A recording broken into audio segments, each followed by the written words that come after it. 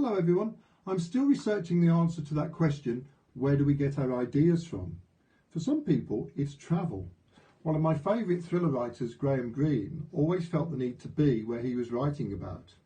So, when he writes The Quiet American, he goes to Vietnam. When he writes The Comedians, he goes to Haiti. When he writes The Third Man, he goes to Vienna. When he writes Brighton Rock, he goes to... Sorry, I've forgotten that one. Anyway, he felt the need to be where he was writing about in order to get his inspiration. Another one of my heroes, David Attenborough, was on Desert Island Discs recently, and he was asked, what does it feel like to be the most travelled man in the world? His answer was very interesting. He said that his hero, Charles Darwin, only travelled for 6 months and then spent the rest of his life thinking.